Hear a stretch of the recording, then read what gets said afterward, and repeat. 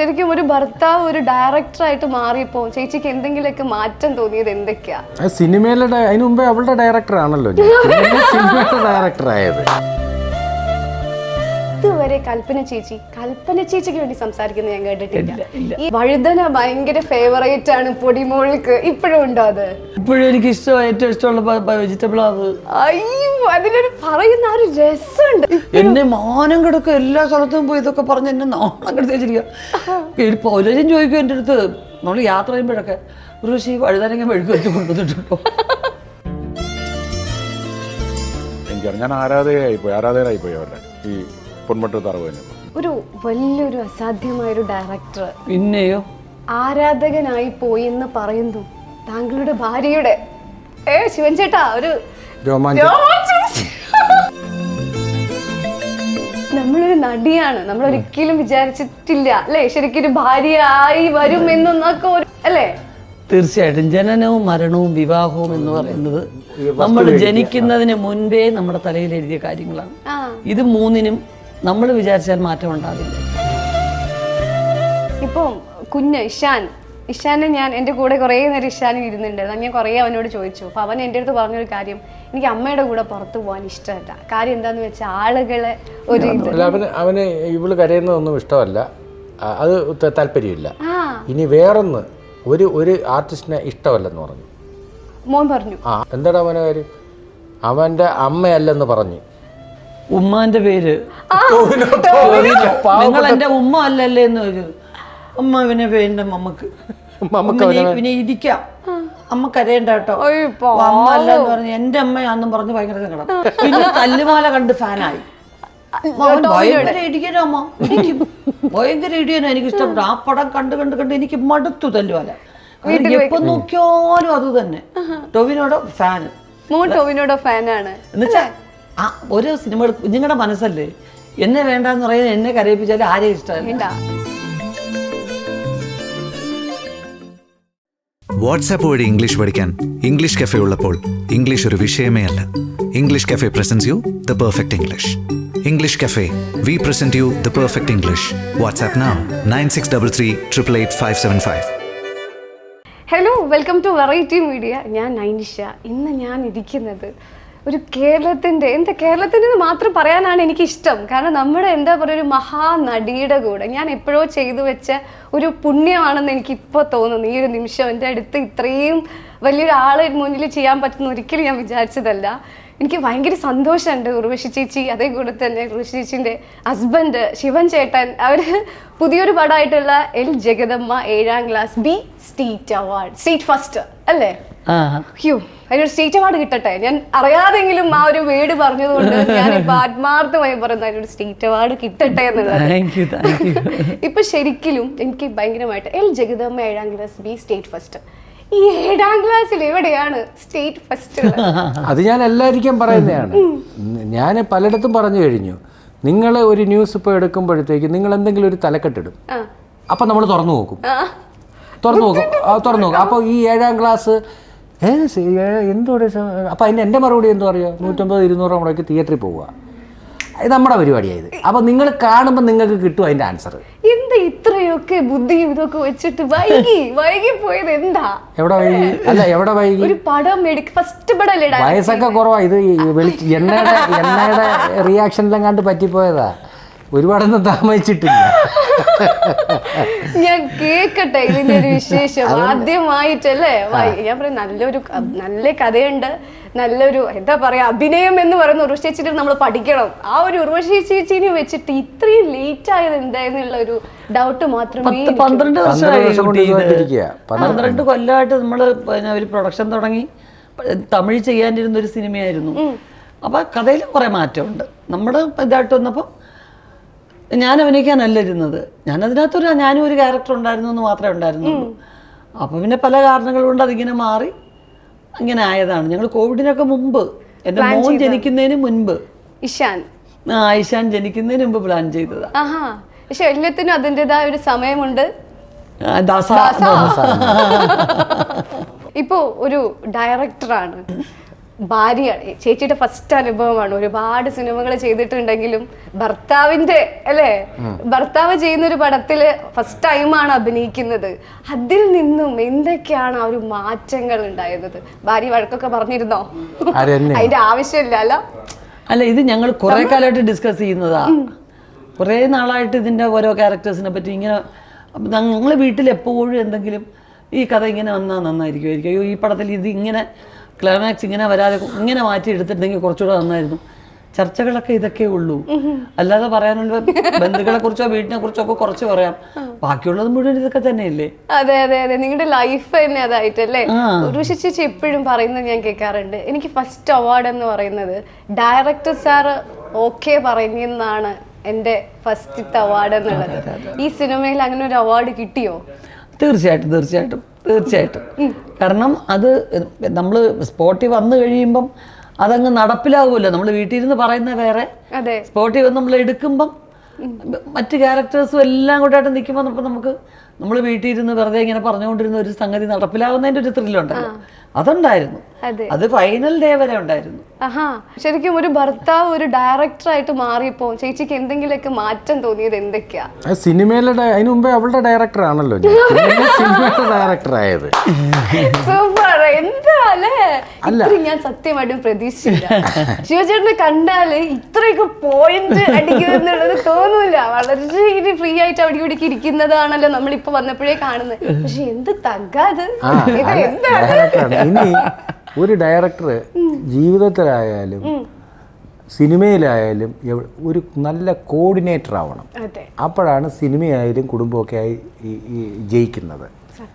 ഞങ്ങൾക്ക് ഈ സിനിമ അല്ലെ വീട്ടിൽ നമ്മൾ പറഞ്ഞില്ലേ, ഞങ്ങൾ സിനിമയുടെ കഥ ഡിസ്കഷൻ കഴിഞ്ഞിട്ടായിരിക്കും ചിലപ്പം കടയിൽ പോയി സാധനം മേടിച്ചുകൊണ്ട് വരുന്നത്. അതിനുശേഷമായിരിക്കും ചിലപ്പോൾ വില്ലേജ് ഓഫീസിലെ പിന്നെ കരം കെട്ടാൻ പോകുന്നത്. അത് കഴിഞ്ഞിട്ട് വീണ്ടും ഞങ്ങൾ സിനിമയുടെ കാര്യം സംസാരിക്കും. നമ്മുടെ ജീവിതത്തിൻ്റെ ഭാഗം ഇത് സിനിമ അല്ലെ സിനിമക്കാർ അങ്ങനെയുള്ള ഒരു ഇതിലൊന്നും ഞങ്ങളെ കാണാനും കിട്ടത്തില്ല.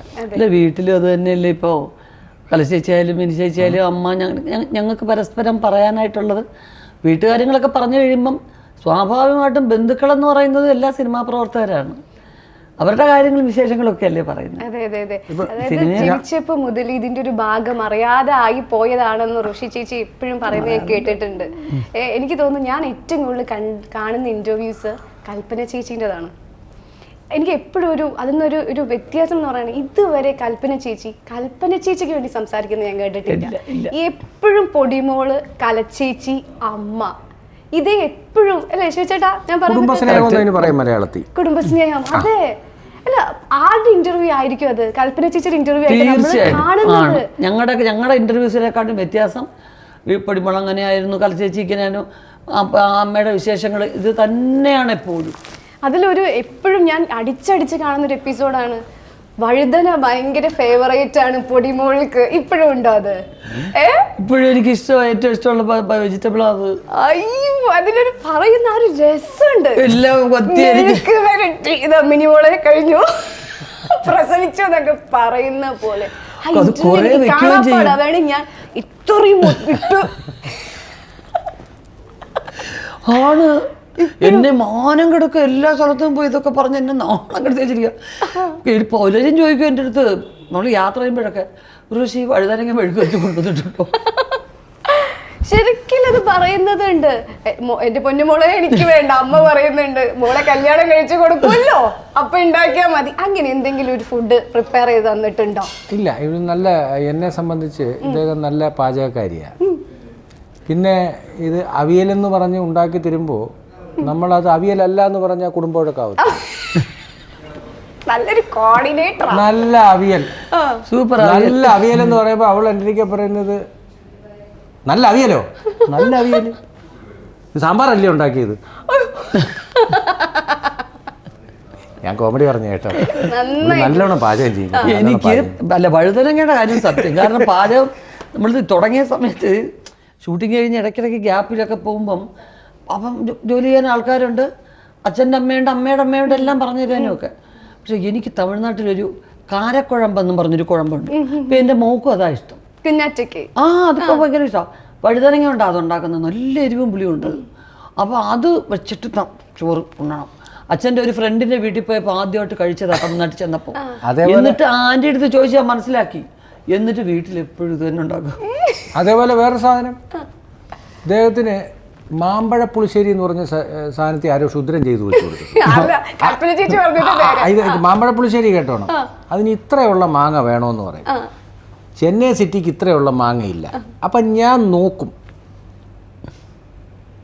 ഈ വലിയ മാങ്ങ വെക്കത്തില്ലേ, മാങ്ങ ഇങ്ങനെ മാർക്കറ്റിൽ ഇങ്ങനെ വെക്കുമ്പോഴത്തേക്ക് അതിനകത്ത് വിളയാതെ പഴുത്ത മാങ്ങ ഉണ്ടല്ലോ, വാടിപ്പഴുത്തത് ഇത്രച്ചേ ഉള്ളതുണ്ട്. സാധാരണ നമ്മുടെ ഇപ്പുറത്തെ ആൾക്കാർ മാങ്ങ എടുത്തുകൊണ്ടിരിക്കുകയാണ്, വലിയ നല്ല മുഴുത്ത ഉണങ്ങിയ മാങ്ങ. ഞാൻ അതിൻ്റെ ഇടയ്ക്ക് നിന്ന് ചെറുത് ഈ സാധനം ഇത് അവർ വാരികളായിട്ടേക്കുവാ. ഇവരിത് ഞാൻ ഇത് അങ്ങനെ തപ്പി പിടിച്ചു നോക്കുമ്പോൾ ഈ ആൾക്കാരൊക്കെ എന്നെ നോക്കി, ഇവനെന്തോ തലയ്ക്ക് സുഖമില്ലേ, ഇത് ഒഴിവാക്കുന്ന സാധനം ഇന്ന് ഇത്രയേ ഉള്ളൂ. ഇത് എടുത്തുകൊണ്ട് വന്ന് ഇത് കൊടുക്കുമ്പോൾ ഈ വിൽപ്പനക്കാരൻ്റെ ഒരു ചിരിയുണ്ട്, ആഹാ ഒപ്പിച്ച്. ഇത് കഴിഞ്ഞിട്ട് നമുക്ക് 200 രൂപ 1 കിലോ മാങ്ങയ്ക്ക് വേണമുണ്ട്,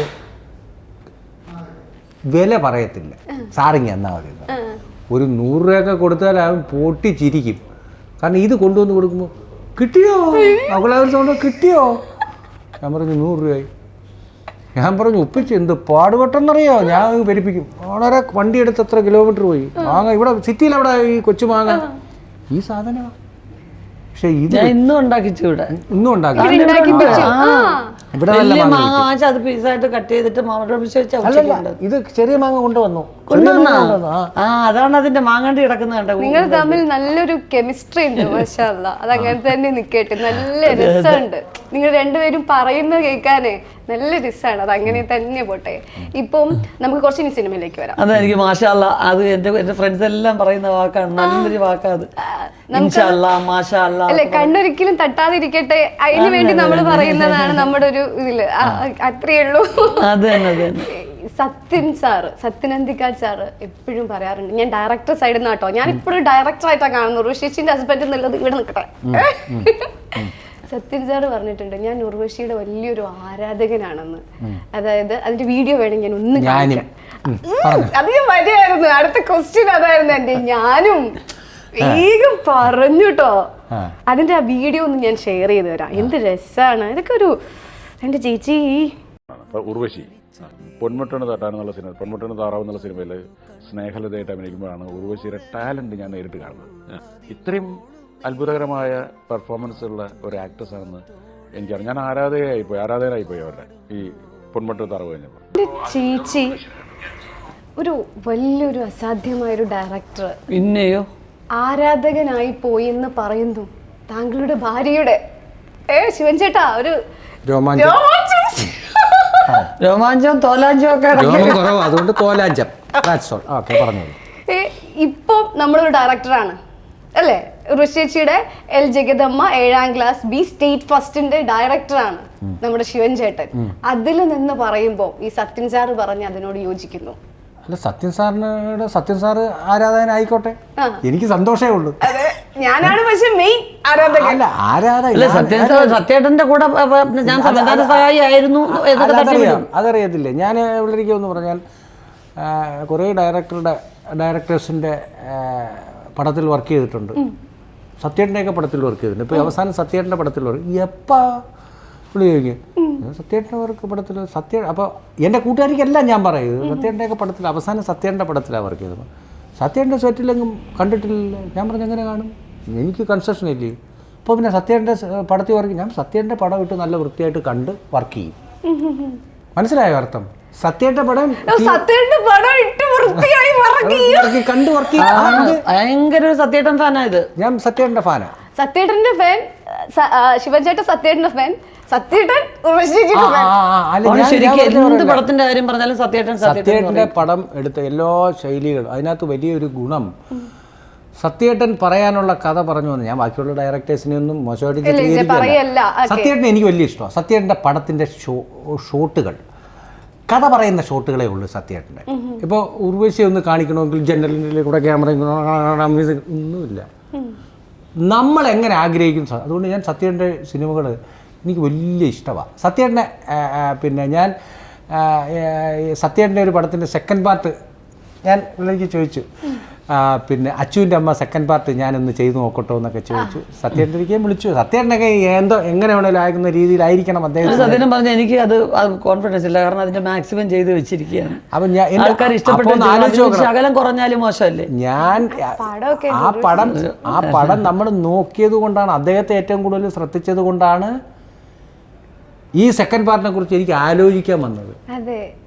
അപ്പോൾ സത്യേട്ടൻ എന്ന് വെച്ചാൽ എൻ്റെ ഈ നമ്മൾ പറഞ്ഞില്ലേ ഈ എൻ്റെ സിനിമയിൽ ഞാൻ പറഞ്ഞ എല്ലാ സിനിമകളും ഡയറക്ടേഴ്സ് സിനിമയൊക്കെ നമ്മൾ കാണുകയും ഞങ്ങൾ ചർച്ച ചെയ്യുകയൊക്കെ ചെയ്യും. സത്യേട്ടൻ്റെ സിനിമയെക്കുറിച്ച് ഒരു നമുക്കൊരു ഒരു നെഗറ്റീവും ഇല്ല. എല്ലാ സിനിമകളും ഞങ്ങൾ എത്രയോ തവണ കണ്ടിട്ടുള്ള പടങ്ങൾ. ഇന്ത്യൻ പ്രണയകഥ ടി വി വരുമ്പം പിന്നെ ഇരുന്ന് മുഴുവൻ ഇരുന്ന് കാണും. ആ ജോമോന്റെ സുവിശേഷങ്ങൾ വീണ്ടും ഇടുന്ന ഫുൾ പടം ക്ലൈമാക്സ് തീരുന്നവരെ കാണും. അപ്പൊ അതുകൊണ്ടുള്ള ഗുണം നമ്മുടെ സത്യേട്ടൻ്റെ പടങ്ങൾക്കെല്ലാം നമ്മുടെ സംസ്കാരമുണ്ട്. നമുക്കത് നോക്കിയാൽ നമ്മുടെ ജീവിതം ഇപ്പം നമ്മൾ പറഞ്ഞു നിങ്ങളുടെയൊക്കെ അയലത്തുകാരൊക്കെ ഉള്ള ജീവിതങ്ങളും കാര്യങ്ങളും സത്യേട്ടൻ്റെ ഏറ്റവും വലിയ വിജയം സത്യേട്ടൻ്റെ ഇല്ല സാമ്പശികവും കഥാപ്രസംഗം പറയുന്നത് പോലെ നമ്മുടെ ഇവിടെ ഉതല്ലോ എന്ന് പറഞ്ഞാൽ എത്രയോ കിലോമീറ്റർ കിടക്കുന്ന ആളാണ്. നമ്മൾ കഴിക്കും നമ്മുടെ വീടിൻ്റെ 8ാമത്തെ വീട്ടിലുള്ള ശശികണ്ഠൻ്റെ കണക്കാണെന്ന് തോന്നിപ്പിക്കുന്ന സാമ്പശിവൻ്റെ സൗണ്ട് അതേപോലെയാണ് ഇദ്ദേഹം നമ്മുടെ കൂട്ടത്തിലുണ്ട്. പോസിറ്റീവ് എനർജി ആയിട്ട് കൊണ്ടങ്ങ് ഇട്ട് തരും. അത് വൃത്തിയായിട്ട് അങ്ങ് എടുക്കുകയും ചെയ്യും. അപ്പോൾ ഇത് ഞാൻ അദ്ദേഹത്തിൻ്റെ ആരാധകനാണ്.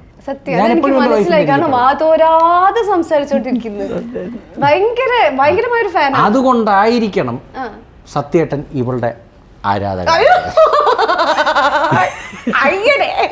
അങ്ങനെ അങ്ങനെ ഇദ്ദേഹത്തിന്റെ അത്ര ആരാധിക്കുന്നുണ്ടോ? ഇഷ്ടപ്പെട്ടതാണ്. എന്റെ ഒരു ക്യൂരിയോസിറ്റി ഞാൻ ചോദിച്ചോട്ടെ, ഇപ്പൊ അച്ചുവിന്റെ അമ്മ ചെയ്യണം എന്ന് പറഞ്ഞല്ലോ, സെക്കൻഡ് പാർട്ട് ചെയ്യണം എന്ന് പറഞ്ഞല്ലോ, അത് ഇനി എങ്ങനെ ചെയ്യാനാ? എന്തായാലും വരൂല, പക്ഷെ നമുക്ക് അത്രയും ഇഷ്ടപ്പെടും. അല്ല ഞാൻ സത്യേട്ടനിരിക്കെ പിന്നെ സത്യേട്ടൻ ഞാൻ മാനം കെടുത്തത്തില്ല. ശരിക്കും അതിന് അങ്ങനെ ഒരു കഥ ഇനി എങ്ങനെ ചെയ്യുമായിരുന്നു? തീർച്ചയായിട്ടും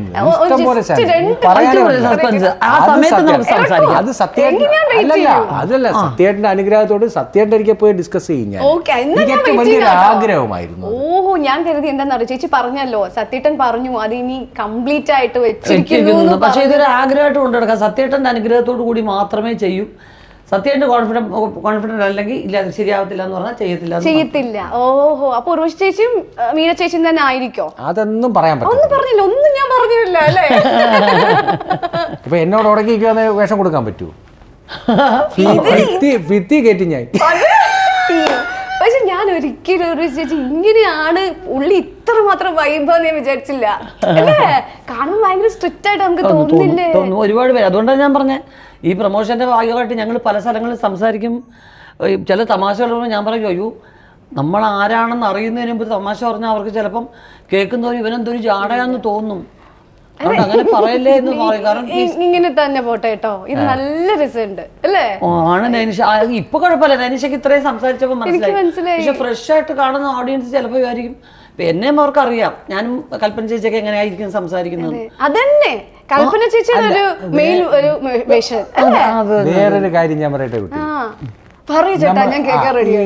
കുറ്റം പറയാനേ ഇരിക്കുന്നവർ കുറ്റേ പറയും.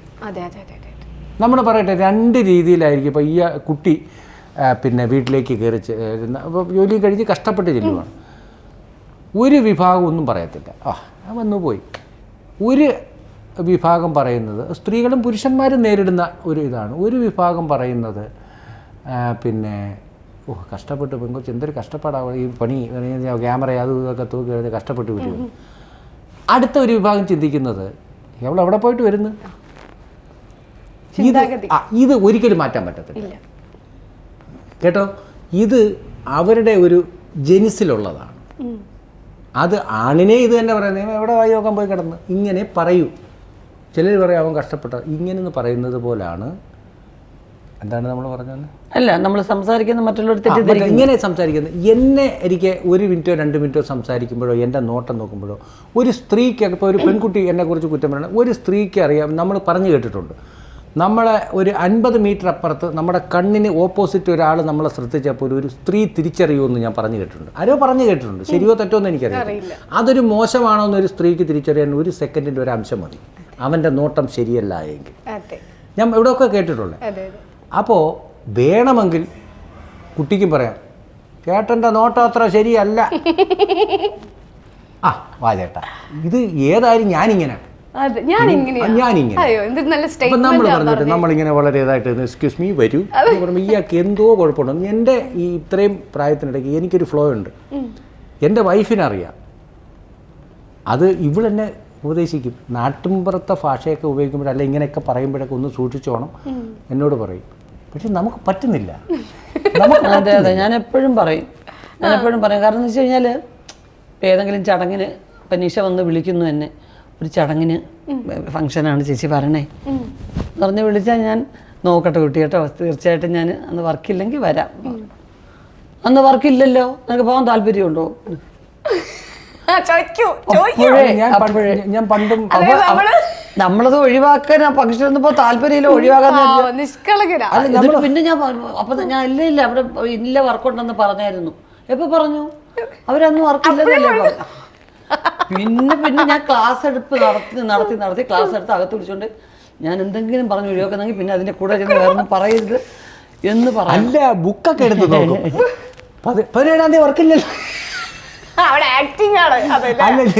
ഞാൻ അറിയുന്നില്ല. ഞാൻ അപ്പോഴേ ജയറാമണ്ണൻ അത് അവളെ വർക്ക് നോക്കുന്ന കുറെ ആൾക്കാരുണ്ട്. അത് ഞാൻ അപ്പോഴേ നോട്ട് ചെയ്ത് നോക്കും. 17-ാം തീയതി വർക്കില്ല. ഇത് ഇവിടെ ഊരുവാൻ നമ്മൾ അറിയുന്നു. അങ്ങനെയൊക്കെ ഞാൻ വിട്ടുപോയിട്ടുണ്ട്. നമ്മുടെ ഈ ഒരു സിനിമയിൽ ഞാൻ കണ്ട വേറൊരു പ്രത്യേകത എന്താണെന്ന് വെച്ചാൽ, ഉർവശി ചേച്ചി പ്രൊഡ്യൂസ് ചെയ്യുന്നൊരു പടമാണ് പിടക്കോഴി പോകുന്ന നൂറ്റാണ്ടിന് ശേഷം അല്ലേ ഒരു പടം പ്രൊഡ്യൂസ് ചെയ്യാൻ ഇത്ര വർഷം ആലോചിക്കേണ്ടി വന്നത്? അത് ഒരുപാട് പേര് നൈനിഷ ചോദിച്ച ചോദ്യം എൻ്റെ അടുത്ത് പലരും ചോദിച്ചു. പക്ഷെ എന്താ അറിയോ, അന്നും ഞാൻ പ്രൊഡ്യൂസ് ചെയ്യാനായിട്ടല്ല തീരുമാനിച്ചത്. എൻ്റെ റിലേറ്റീവ്സാണ് പ്രൊഡ്യൂസ് ചെയ്തത്. അവസാന നിമിഷം അവരെന്നെയും കൂടെ അതിനകത്ത് ഉൾപ്പെടുത്തുമായിരുന്നു. അപ്പോൾ അത് കഴിഞ്ഞിട്ട് പിന്നെ ഒന്നാമത്തെ കാര്യം സിനിമയിലുള്ള എൻ്റെ അന്നത്തെ തിരക്കും, അത് കഴിഞ്ഞ് പിന്നെ മലയാളത്തിൽ ഞാൻ തമിഴിലേക്ക് പോയി, അവിടെ ബിസിയായി. അത് കഴിഞ്ഞ് എൻ്റെ മോടെ ജനനവും കാര്യങ്ങളും ഒക്കെ ആയിട്ട് പിന്നെ ഒരു ഗ്യാപ്പ് എടുത്തു. പ്രൊഡക്ഷനും സിനിമയും ഒക്കെ ആയിട്ട് ഒരു ഗ്യാപ്പ് വേണം എന്ന് തീരുമാനിച്ചു. ഇങ്ങനെ പോവുമായിരുന്നു. പക്ഷേ ഇത് വന്നപ്പോൾ എൻ്റെ മോൻ്റെ ജനനത്തിന് മുൻപ് ഞങ്ങൾ വീണ്ടും പ്രൊഡക്ഷൻ തുടങ്ങാം എന്ന് തീരുമാനിക്കുകയും ഒക്കെ ചെയ്തിരുന്നു. അപ്പോഴേക്കും മോൻ ജനിച്ചു, വീണ്ടും കോവിഡായി. അപ്പോഴും ഞങ്ങൾ വിചാരിച്ചു പ്രൊഡക്ഷൻ തുടങ്ങണം എന്ന് വിചാരിക്കുമ്പോഴൊക്കെ ഇങ്ങനെ പോവുകയാണ് എന്ന് വിചാരിച്ചു. ഇത് യാദൃച്ഛികമായിട്ട് പ്രൊഡക്ഷനിലേക്ക് വന്നതാണ് കേട്ടോ, യാദൃച്ഛികമായിട്ട് വന്നതാണ്, അല്ലാതെ നമ്മൾ പ്രൊഡ്യൂസ് ചെയ്യണമെന്ന് വിചാരിച്ചതല്ല. അത് ഞങ്ങളുടെ കൂടെ ഈ സിനിമയായിട്ട് പറഞ്ഞു ഇല്ല, ഒരിക്കലും ഇല്ല. എന്നാൽ പിന്നെ നേരത്തെ ആവായിരുന്നല്ലോ, അങ്ങനെയൊന്നും പറഞ്ഞിട്ടില്ല. കാരണം നമ്മൾ വർക്ക് ചെയ്യുന്നു, അത് മതി, അത് കൂടുതൽ ടെൻഷൻ എടുക്കേണ്ട ആവശ്യമില്ല എന്നുള്ള അഭിപ്രായക്കാരൻ തന്നെയാണ്. പക്ഷെ അത് യാദൃച്ഛമായിട്ട് അങ്ങനെ വന്നു. എല്ലാത്തിനും ഓരോരോ നിമിത്തം അല്ലെ, ഒരു ടൈമുണ്ട്. ആ ടൈമിലെല്ലാം അങ്ങ് ഒത്തങ്ങോട്ടേക്ക് വരികയാണ്. ശരിക്കും ശിവചേട്ടൻ്റെ അടുത്ത് ഞാൻ ചോദിക്കട്ടെ, ശരിക്കും ഋഷി ചേച്ചിയുടെ ഒരു ഫാൻ ആയിരുന്നു? ഋഷി ചേച്ചി ഇത് കാലം മുതലേ അഭിനയിക്കുന്ന ഒരു അഭിനേത്രിയാണ്. അപ്പം ആദ്യമേ ശരിക്കും സത്യസന്ധമായി പറയണോ? നമുക്ക് ഒരു പിന്നെ കല്യാണത്തിന് മുമ്പാണ് ഞാൻ ചോദിക്കുന്നത്. കല്യാണത്തിന് മുമ്പ് നമ്മൾ ഫാൻ എന്നൊക്കെ പറയുന്ന വാക്കുകളെ അതൊന്നും അല്ല. അതൊന്നും ഫാൻ എന്താണ് നിങ്ങൾ മലയാളത്തിൽ അതിനൊരു അർത്ഥം പറയാം. ആരാധകനും ഫാനും ഞാൻ ഇതുവരെ അവളെ ആരാധിച്ചില്ല. ആരാധന എന്താണ്? എനിക്ക് ആരോടും ആരാധനയില്ല. ഈശ്വരൻ്റെ മാത്രമേ ഞാൻ ആരാധിക്കാറുള്ളൂ. ഈശ്വരൻ എന്നുള്ളൊരു കൺസെപ്റ്റ്, ഒരു തോട്ടുണ്ടല്ലോ, ഞാൻ ആരാധിക്കാറുണ്ട്. ബാക്കിയുള്ളത് ഇഷ്ടമേ ആവാവൂ. അതിനപ്പുറത്ത് നമ്മുടെ ജീവിതത്തിലേക്ക് ഒരു ആർട്ടിസ്റ്റും നമ്മുടെ ജീവിതത്തിലേക്ക് ഇപ്പോൾ പറഞ്ഞാൽ ഞാൻ ഇവളോടെ ജീവിക്കുന്നു, ഇവൾ ആർട്ടിസ്റ്റാണോ ഇല്ലയോ എന്നുള്ളതല്ല, വേറൊരു സ്ത്രീ ആർട്ടിസ്റ്റ്, ഞാൻ ഇടുങ്ങിയ ചിന്താഗതി ഉണ്ടല്ലോ, ഇതൊന്നും എൻ്റെ ഞാൻ ആരാധിച്ചൂടാ. അതാണായാലും പെണ്ണായാലും അങ്ങനെയാണ്. അത് നമ്മുടെ കുടുംബത്തിൽ ആരാധന എന്ന് പറയുന്നത് എനിക്കില്ല. എനിക്ക് ആരാധനയുള്ളത് ഈശ്വരന് മാത്രമേ ഉള്ളൂ. ഞാൻ ചോദിച്ചത് നമ്മളൊക്കെ ഋഷിച്ചേച്ചിനെ ഇഷ്ടപ്പെട്ടോ? എനിക്ക് പരാതിയില്ല, ഇഷ്ടപ്പെടണം. അതായത് നമ്മളൊരു നടിയാണ്, നമ്മൾ ഒരിക്കലും വിചാരിച്ചിട്ടില്ല അല്ലേ ശരിക്കും ഒരു ഭാര്യയായി വരും എന്നൊക്കെ ഓരോ ഞാൻ വിചാരിച്ചു എന്ന് വെച്ചു.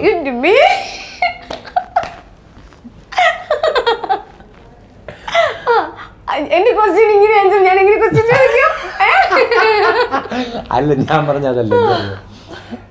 നമ്മൾ പറയല്ലേ ഈ ശരിക്കും ഒരു നിയോഗമാണ് അല്ലേ? തീർച്ചയായിട്ടും ജനനവും മരണവും വിവാഹവും എന്ന് പറയുന്നത് നമ്മൾ ജനിക്കുന്നതിന് മുൻപേ നമ്മുടെ തലയിൽ എഴുതിയ കാര്യങ്ങളാണ്. ഇത് മൂന്നിനും നമ്മൾ വിചാരിച്ചാൽ മാറ്റം ഉണ്ടാവില്ല. ജനിച്ചു എന്നുള്ളതിനെ പിന്നെ ജനിച്ചിട്ടില്ല കേട്ടോ മാച്ചുകളാന്ന് പറഞ്ഞാൽ മായ്ക്കാൻ പറ്റില്ല. മരിച്ചു എന്ന് പറഞ്ഞാൽ മരിച്ചു എന്ന് തന്നെയാണ്, പിന്നെ അത് അവരുടെ ജനിച്ചു എന്നൊരു അർത്ഥമില്ല. അതുപോലെ തന്നെയാണ് വിവാഹം. ഞങ്ങളുടെ നാട്ടിൽ ചൊല്ലുണ്ട്, മണ്ണും പെണ്ണും വിധിച്ചതാന്ന് പറയും. മണ്ണും പെണ്ണും നമ്മൾ എത്ര വിചാരിച്ചാലും നമുക്ക് ചില വസ്തു മേടിക്കാൻ പറ്റത്തില്ല. കല്യാണം എന്ന് വെച്ചാൽ നമ്മൾ പറഞ്ഞില്ലേ, മണ്ണ് പെണ്ണ് ഇതൊക്കെ അവർക്ക് സമയമുണ്ട്, ഇഷ്ടപ്പെടുക. നമ്മളൊന്നും വിചാരിക്കാത്ത കല്യാണം. എത്ര ഈ പ്രേമം അങ്ങനെയൊക്കെ ഉള്ളവർ കല്യാണം കഴിച്ചിരുന്നെങ്കിൽ എനിക്ക് തോന്നുന്നു കല്യാണങ്ങൾ അവരൊരുമിച്ച് ജീവിക്കാൻ തീരുമാനിച്ചിരുന്നു 20% പോലും കല്യാണം നടക്കും. എല്ലാ മതത്തിലും നടക്കത്തില്ലായിരുന്നു. അപ്പോൾ ഈശ്വരൻ തീരുമാനിക്കുന്ന ചില ഒരു ഇതുണ്ട്, ആർക്കാരെ എന്നുള്ളത്. അതെ, ശരിക്കും ചേച്ചി ഈ മനുഷ്യൻ്റെ ഇഷ്ടപ്പെട്ടത് ഇങ്ങനെയുള്ള ഒരു ഈ തുറന്ന തീർച്ചയായിട്ടും. അതിന് ഞങ്ങൾ പിന്നെ എൻ്റെ സഹോദരൻ്റെ ഏറ്റവും അടുത്ത കൂട്ടുകാരനാണ്. അപ്പോ നമുക്ക് നല്ലൊരു മനുഷ്യൻ, നല്ലൊരു മനുഷ്യൻ, തമിഴിൽ പറഞ്ഞാൽ നല്ലൊരു മനുഷ്യൻ. നിങ്ങൾ എങ്ങനെയാ ഇങ്ങനെ കറക്റ്റ് ഒരു ജോഡിനെ എങ്ങനെയാ കിട്ടി? അങ്ങനെ ആയി വരുന്നതാണ്. അതൊക്കെ ഈ നേരത്തെ പറഞ്ഞ പോലെ തന്നെ അച്ഛനും അമ്മയും ഞങ്ങൾ മക്കളും ഉള്ള ഒരു കൂട്ടായ്മ എന്ന് പറയുന്നത് എല്ലാവരും യോജിച്ച് അങ്ങനെ വന്നതാണ്. ആർക്കും വേറൊരു അഭിപ്രായം ഇല്ല എൻ്റെ കുടുംബത്തിൽ. ഇപ്പൊ കലച്ചേച്ചി പറയുന്ന കാര്യങ്ങളുടെ അഭിപ്രായങ്ങൾ അത് തന്നെയാണ്, നമ്മളെല്ലാവരും അംഗീകരിക്കും. അതുപോലെ തന്നെയാണ് ഇപ്പൊ ഞങ്ങൾ കുടുംബത്തിൽ എല്ലാവരും ഇരുന്ന് സംസാരിക്കുന്ന കാര്യങ്ങൾ എല്ലാവരും ഒന്നുപോലെ അംഗീകരിക്കും. ഒരു കുടുംബമായിട്ട് വരുമ്പോൾ നമ്മൾ ഒരുപാട് പിന്നെ ഇതൊന്നും ചെയ്യേണ്ട ആവശ്യമില്ല. ഇപ്പൊ ഞാൻ എൻ്റെ വൈഫിന് ഇഷ്ടപ്പെട്ട കാര്യം എന്ന് വെച്ച് കഴിഞ്ഞാൽ ആഹാരമൊക്കെ വിടുക. അവൾക്ക് പറഞ്ഞില്ലേ കൂട്ടുകുടുംബം, അവൾ എന്നോട് പറഞ്ഞിട്ടുള്ള കാര്യമാണ്. എല്ലാ മക്കളും ഒരുമിച്ച് കിടന്ന് അമ്മയും കൂടെ അപ്പുറത്ത് കിടന്ന് ഞങ്ങൾ ഉറങ്ങും എന്ന് കൊച്ചുനാളി ഉറങ്ങണം. ഇത് ഞാൻ പഠിക്കണം, ഇത് അവൾക്ക് ഇഷ്ടമാണ്, കൂട്ടുകുടുംബം ഇഷ്ടമാണ്, അത് വലിയൊരു കാര്യമാണ്. രണ്ട്, ഏത് കാര്യം പോലും എനിക്ക് മഞ്ഞ ഡ്രസ്സ് ഇഷ്ടമല്ല എന്ന് എപ്പോഴെങ്കിലും പറഞ്ഞിരിക്കും. എനിക്ക് മഞ്ഞ കളർ ഇഷ്ടമല്ല എന്നൊരു പോയിന്റ്, ഇതെന്നല്ല അല്ല ഒരു മുറുപടി പറയാം. ഞാൻ എപ്പോഴും പിന്നെ അവൾക്ക് ഡ്രസ്സ് എടുക്കുമ്പോൾ ഒന്ന് ഓർത്തിരിക്കണം, മഞ്ഞ അവൾക്ക് ഇഷ്ടമല്ലല്ലോ. മനസ്സിലല്ലേ? ഒരേ ഗതി ഒരേ വഴിയിൽ സഞ്ചരിക്കാൻ ഇതാണ് മാർഗം. ഇപ്പം നമ്മളെന്ത് ചെയ്യും, എൻ്റെ വീട്ടിൽ ഞാൻ പോകുമ്പോൾ ഒരു കുപ്പിടി പടകൾ വരും നമ്മുടെ വീട്ടിൽ, അത് അവൾക്ക് ഇഷ്ടമാണ്, അവൾ എൻജോയ് ചെയ്യുന്നു. എൻ്റെ അമ്മ അല്ലെ എൻ്റെ പെങ്ങന്മാർ, ഇവള് റിസർവ് ആയിരുന്നെങ്കിൽ ഞാൻ ചിലപ്പോൾ റിസർവ് ആകേണ്ടി വന്നേനെ. ശരിക്കും ഒരു ലവ് മാരേജ് ആയിരുന്നോ? എവിടെ? അല്ല, അത് നമ്മൾ അത് അങ്ങനെ ഒരു പ്രത്യേക ഒരു സാഹചര്യങ്ങളും പ്രത്യേക കാര്യങ്ങളും അത് വളരെ മെച്ചൂർഡായിട്ട് എടുത്ത തീരുമാനമായിട്ടാണ്. അതൊക്കെ ഞങ്ങൾ കുറെ കാലത്തിന് ശേഷം മച്ചൂറായതിനു ശേഷമാണ്. പക്ഷെ എന്തായാലും അല്ലേ, ഇത്തിരി വൈകിയാൽ എന്താ, ഫസ്റ്റ് പെർഫെക്റ്റ് മാച്ചിനെ കിട്ടിയല്ലോ, അത് വലിയൊരു ഭാഗ്യമാണ്. ഉർവശി ചേച്ചി ഇപ്പൊ എനിക്ക് തോന്നുന്നു ഭയങ്കര ടഗ് എവിടുന്നാ കിട്ടിയെന്ന് എനിക്കിപ്പോ മനസ്സിലായി. ടഗ് ഇടയ്ക്ക് അടിക്കും ഉർവശി ചേച്ചി, അത് ഭയങ്കര വൈറലായി പോവാറുണ്ട്. അതിലൊരു തഗ് ഞാൻ കാണിച്ചു തരട്ടെ. ആരെ പറ്റി അറിയോ? ശ്രീനിവാസേട്ടൻ അല്ലെ, ഇന്ന് ഞാൻ വിളിക്കാന്ന് എനിക്ക് കിട്ടുന്നില്ല. ശ്രീനിയേട്ടൻ. യെസ്. ഓ, അവരൊക്കെ ഞാനൊന്നും കാണുമെന്ന് പോലും ഞാൻ പ്രതീക്ഷിക്കുന്നില്ല. ഉർവശി ചേച്ചിനെ പോലെ തന്നെ ഇനി അവരെ കാണാൻ ഒരു ഭാഗ്യം ഉണ്ടാവുമായിരിക്കും. ഇപ്പൊ ഇവിടെ എത്തിയില്ലേ? തീർച്ചയായിട്ടും ശ്രീനിയേട്ടന് ദീർഘായുസ് ഉണ്ടാവും, വീണ്ടും സജീവമായിട്ടൊന്ന് അഭിനയിക്കും. അതൊക്കെ എൻ്റെ പ്രാർത്ഥനയാണ്. അതെ അതെ അതെ. ആ ശ്രീനിയേട്ടനെ പറ്റി ഒരു ഡയലോഗ് അങ്ങോട്ട് അടിച്ചു, അത് നമ്മളൊന്നും പ്രതീക്ഷിക്കുന്നില്ല, പേടിക്കണം എന്ന് പറഞ്ഞു ചിലർ എൻ്റെ അടുത്ത്. ഉർവശി ചേച്ചിയുടെ ഇന്റർവ്യൂ ചെയ്യുമ്പോൾ ഒന്ന് ശ്രദ്ധിക്കണേ, ചിലപ്പിട്ട് അടിച്ചു വിടും, അത് നല്ല അടിയായിരിക്കും കിട്ടാന്നുള്ളത്. അങ്ങനെയൊന്നുമില്ല, നമ്മൾ തമാശക്ക് പറയുന്നത്. അതെ, ഞാൻ അതൊന്ന് കാണിക്കാവേ. സുരേഷ് ഗോപി, മമ്മൂട്ടി, മോഹൻലാൽ 3 പേരുടെ സിനിമ വന്നാൽ നിങ്ങൾ ആരുടെ സിനിമ ചെയ്തു വെച്ചു? ഞാൻ പറഞ്ഞതിനിടയ്ക്ക് ശ്രീനിവാസിന്റെ ഒരു പടം ഉള്ളത് ഞാൻ ചെയ്യുന്നു. അല്ലാതെ സൗന്ദര്യത്തിന്റെ കാര്യം ഉദിക്കുന്നില്ല. എനിക്ക് ഇഷ്ടമുള്ളവരൊക്കെ സുന്ദരന്മാരും സുന്ദരികളും, എനിക്ക് ഇഷ്ടമില്ലാത്തവരൊക്കെ സൗന്ദര്യം.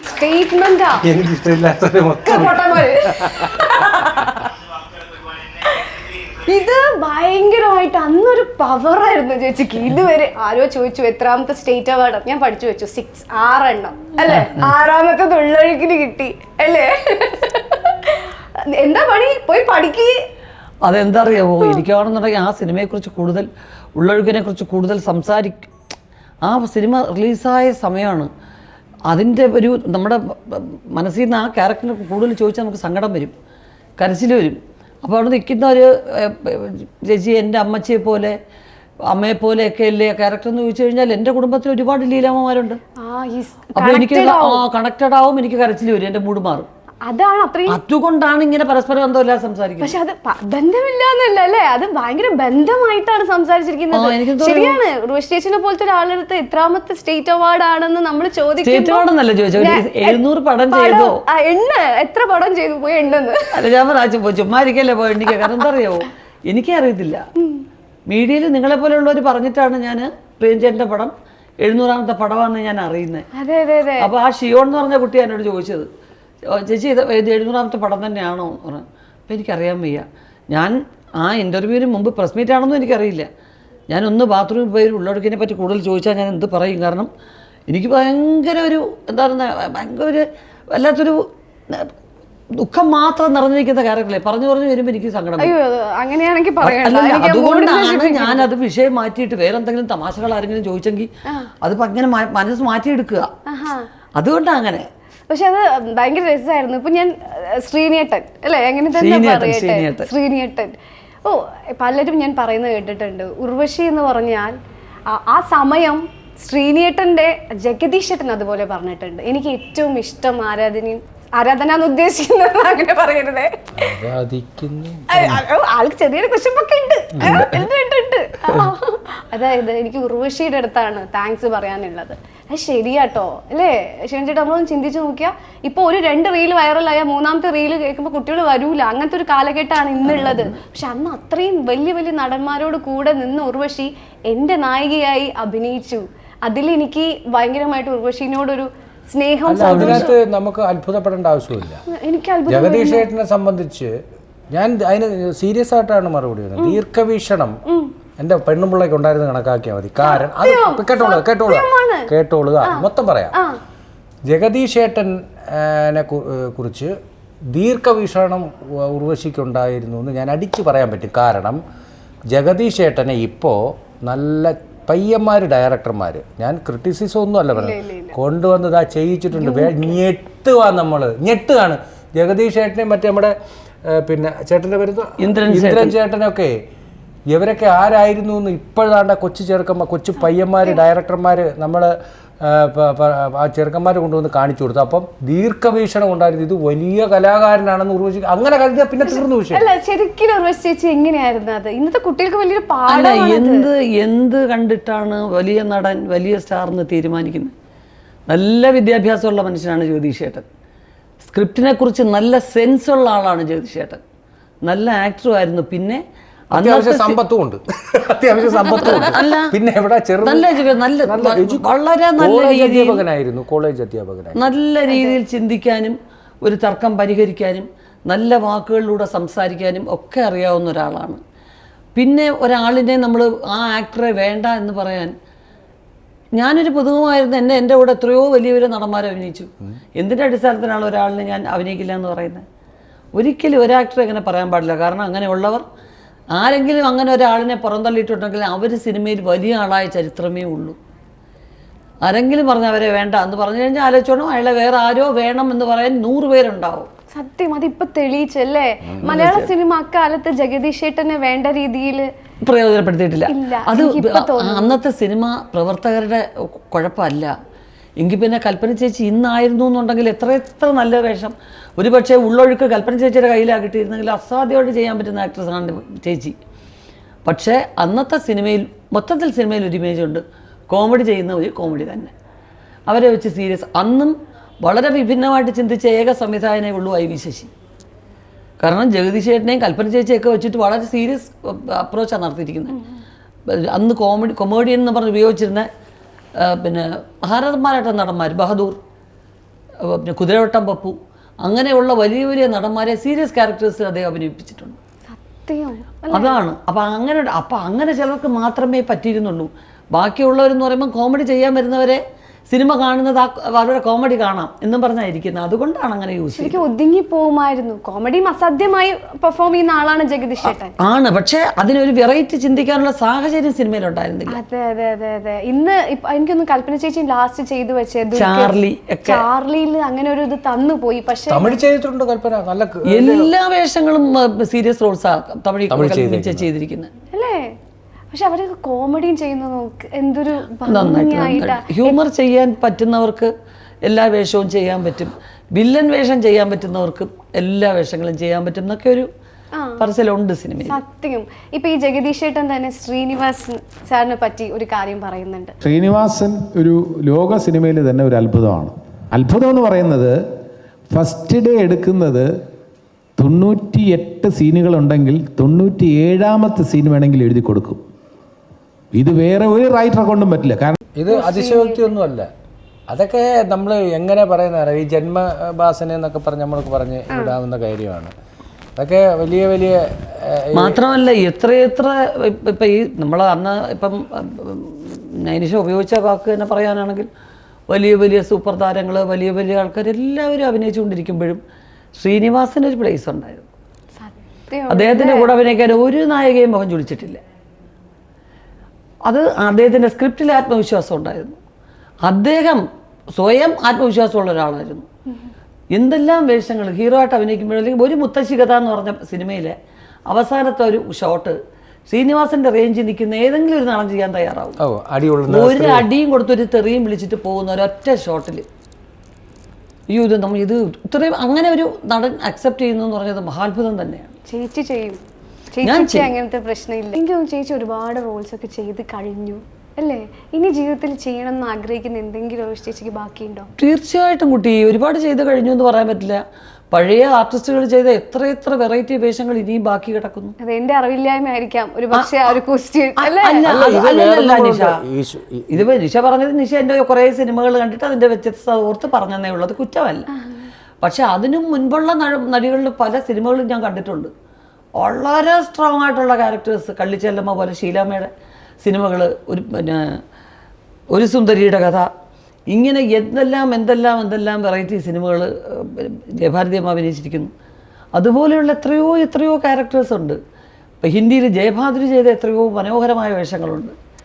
അപ്പോൾ കുറേ ക്യാരക്ടേഴ്സ് ഉണ്ട്. ലോകത്ത് കഥാപാത്രങ്ങൾ ഒരിക്കലും അവസാനിക്കുന്നില്ല. ഒന്നിനെ പോലെയല്ല ദൈവം ഒന്നിനെ സൃഷ്ടിച്ചിരിക്കുന്നത്. ഇനിയും ഉണ്ട് വ്യത്യസ്തത. ഇനി ഓരോ ഡയറക്ടേഴ്സും ഓരോ റൈറ്റേഴ്സിൻ്റെയും തൂലികയിൽ അതിന് മാറ്റങ്ങൾ വരും. അല്ല ശരിക്കും ഇല്ലേ ഉർവശി ചേച്ചി കുറേ കാക്കത്തൊള്ളായിരം, പിന്നെ നമ്മുടെ മഴവിൽ കാവടി, അതിലൊക്കെ ചെയ്തു വെച്ച ഒരു റോള് ഉണ്ട്. അതേ സമയം തന്നെ ഇപ്പോഴത്തെ വളരെ എനിക്ക് ഏറ്റവും അതിശയമായി തോന്നിയത് ഭാര്യ എന്ന് പറഞ്ഞിട്ടുള്ള ഒരു സിനിമയും ചെയ്ത് അതോടൊപ്പം തന്നെ സ്ത്രീധനം. രണ്ട് വ്യത്യസ്ത ഒരേ ആളുകള്, ഒരേ മീൻസ് ജഗദീഷ് ചേട്ടൻ ഒരേ ആൾ, പക്ഷെ രണ്ട് എങ്ങനെയാണ് അങ്ങനെ ഒരു രണ്ട് ടെക്സ്റ്റർ ആകൊണ്ട് നിൽക്കുക? ഒന്നിലൊരു ഭാര്യ, ഒരു കുശുമ്പും ഒക്കെ ഉള്ള ഒരു വില്ലത്തി പോലത്തെ ഒരു ക്യാരക്ടർ അല്ലേ, മറ്റതിലൊരു പാവം. ഒരേ റൈറ്റർ ഒരേ കഥാപാത്രങ്ങൾ കുറച്ച് മാറ്റങ്ങളേ ഉള്ളൂ. ജഗദീഷ് ചേട്ടനും ചേച്ചിയും തന്നെ. അതെ തീർച്ചയായിട്ടും. പക്ഷെ രണ്ട് സ്വഭാവം ഉള്ളത് ജഗദീഷന്റെ ക്യാരക്ടറും അതിനകത്തുള്ള റോളല്ല ഇതിനകത്ത്. ശ്രീധനത്തിലുള്ള എൻ്റെ ക്യാരക്ടറല്ല ഈ ഇതിലെ ക്യാരക്ടർ. അതിന്റെ നേരെ കോൺട്രാസ്റ്റ് ആണ്. ശരിക്കും അതൊന്നും എനിക്ക് ഷെയർ ചെയ്യാവോ? അതെങ്ങനെയാ ചേച്ചി അങ്ങനെയൊക്കെ അങ്ങ് ഒരേ ഇതിൽ വെച്ചിട്ട് ഒരേ സമയം? എനിക്കൊന്ന് അത്രയും അടുത്താണ് അല്ലേ ആ ഒരു ടൈമില് ചെയ്യാൻ. പറയാനുണ്ടോ ഭാര്യയുടെ കാര്യം? ഒന്നും കൂടി അല്ല, എനിക്കൊറ്റ കാര്യമുള്ളൂ. അന്നത്തെ റൈറ്റർമാർക്കായാലും ആർട്ടിസ്റ്റിനായാലും പ്രേക്ഷകരിലൊരു വിശ്വാസമുണ്ട്. സ്റ്റഡിയാണ് പ്രേക്ഷകർ, തന്നാലെടുക്കാൻ. ഇന്നത്തെ പ്രേക്ഷകർ കുഴപ്പമൊന്നുമല്ല പറയുന്നത്, വ്യത്യസ്തത ഇന്ന് പ്രേക്ഷകർക്കുണ്ട്. ഓരോരോ മേഖലയിൽ സിനിമ തന്നെ പല മേഖലയിലുള്ള സിനിമ കാണുകയും അവർക്ക് വ്യത്യസ്തതയുണ്ട് പ്രേക്ഷകർക്ക്. അന്ന് അല്ലേ നല്ല പ്രേക്ഷകരിലുള്ള വിശ്വാസം ഡയറക്ടർക്കുണ്ട്, റൈറ്റർക്കുണ്ട്, ആർട്ടിസ്റ്റിനുമുണ്ട്. ഇന്നത്തെ ഒരു ലെവലിലാണെങ്കിൽ ചിലപ്പോൾ 2 വേഷം ഈ ടൈപ്പ് വേഷം ഉർവശി ചെയ്യത്തില്ലായിരിക്കും. എന്നോട് പറഞ്ഞിട്ടില്ല, ഇന്ന് എനിക്ക് തോന്നുന്നു.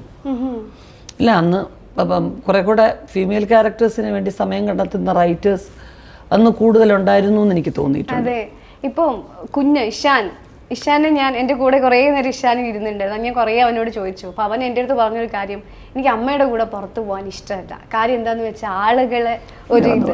അപ്പം ഞാൻ പറഞ്ഞു, മോനെ അമ്മ അത്രയും വലിയൊരു സംഭവമാണ്, അമ്മ ചെയ്തു വെച്ചിട്ടുള്ള വർക്ക് മോൻ കണ്ടിട്ടുണ്ടോ, ഏതൊക്കെ കണ്ടിട്ടെന്ന് ചോദിച്ചപ്പോൾ എന്നോട് പറഞ്ഞു, ചേച്ചി ഞാൻ അച്ചുവിൻ്റെ അമ്മ കണ്ടിട്ടുണ്ട്. അപ്പം ഞാൻ ചോദിച്ചു, കാക്കത്തൊള്ളായിരം, കളിപ്പാട്ടം, അങ്ങനത്തെ ഒക്കെ പടമുണ്ടോ? ഇല്ല, ഞാൻ കണ്ടിട്ടില്ല. അല്ല, അവന് ഇവള് കരയുന്നതൊന്നും ഇഷ്ടമല്ല, അത് താല്പര്യമില്ല.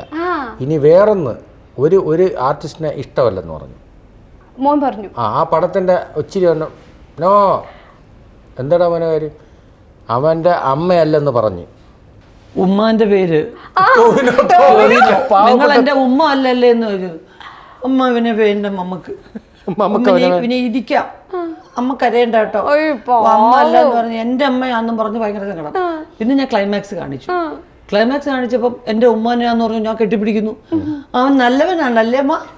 കൊച്ചാ ഞാൻ പറഞ്ഞു നല്ലവനാ മക്കളെ. എന്നാ അവനെ കൊള്ളാം. പിന്നെ തല്ലുമാല കണ്ട് ഫാനായി. ഭയങ്കര ഇടിയനോ അമ്മ, ഇടിക്കും, ഭയങ്കര ഇടിയനോ. എനിക്ക് ഇഷ്ടപ്പെട്ടു. ആ പടം കണ്ട് കണ്ട് കണ്ട് എനിക്ക് മടുത്തു തല്ലുമാല. എപ്പോ നോക്കിയാലും അത് തന്നെ. ടൊവിനോടെ ഫാന്, ടൊവിനോടെ ഫാനാണ്. എന്നുവെച്ചാ ഓരോ സിനിമ കുഞ്ഞുങ്ങളുടെ മനസ്സല്ലേ, എന്നെ വേണ്ടെന്ന് പറയുന്നത് എന്നെ കരയിപ്പിച്ചാലും ആരെയും ഇഷ്ടമല്ല. അയ്യോ ഞാൻ പറയാം. അപ്പൊ അവൻ മനസ്സിലാക്കി. ഞാൻ പറഞ്ഞു മോൻ ഇനി ഒരുപാട് വളർന്നി കഴിയുമ്പോ എന്തുകൊണ്ടാണ് അമ്മേന്റെ പിന്നാലെ ഇത്രയും പേരെന്നുള്ളതിന് ഉത്തരം മോനെ. അതെ, അവന് എയർപോർട്ടിലും അവിടെ ഇവിടെയൊക്കെ അവനെ കൊണ്ടുപോകുന്ന സ്ഥലങ്ങളിൽ എപ്പോഴും ആ ഒരു ബഹളത്തിൽ തന്നെ നിൽക്കുന്നു. ഇപ്പം നമ്മൾ വാട്ടർ തീം പാർക്കിൽ പോകുന്നു, അവിടെ ചെന്ന് കഴിയുമ്പോൾ അവനെ ശ്രദ്ധിക്കാനോ അവൻ്റെ അടുത്ത് പോകാനോ എനിക്ക് പറ്റുന്നില്ല. ഞാൻ ആൾക്കൂട്ടത്തിൽപ്പെട്ട് ഫോട്ടോ എടുപ്പും കാര്യങ്ങളും ഇതായിട്ടിരിക്കുന്നു. കുറേ ആൾ കൂടുമ്പോൾ പിന്നെ എന്നാൽ അവിടെ നിന്ന് പോയേക്കാം എന്ന് പറഞ്ഞു വരുന്നു. ബീച്ചിൽ പോകണമെന്ന് പറയുമ്പോൾ അവിടെ പോയി നിൽക്കുന്നു. എന്നിട്ട് ഞാൻ കാറിൽ തുണിയിട്ട് തലയിൽ തുണിയിട്ടിരിക്കുകയാണ്. അപ്പോൾ ഇതൊക്കെ കാണുമ്പം അവനൊരു ഫ്രീഡം. സത്യം അല്ലെ, നമുക്കൊക്കെ അതില് ഭാഗ്യമുണ്ട്. നമ്മുടെ അച്ഛനും അമ്മേനും നമുക്ക് എന്നെ കിട്ടി അല്ലേ. ഇപ്പൊ ഇങ്ങനെ അല്ല, തെറ്റല്ല, അത് വലിയൊരു ഭാഗ്യമാണ്. പക്ഷെ അവന്റെ ആ കുഞ്ഞു മനസ്സിന്ന് അവൻ എന്റെ അടുത്ത് ഷെയർ ചെയ്തപ്പോ എനിക്ക് തോന്നി ഇതിൽ ഇങ്ങനെ ഒരു ഭാഗം കൂടി ഉണ്ടല്ലേ.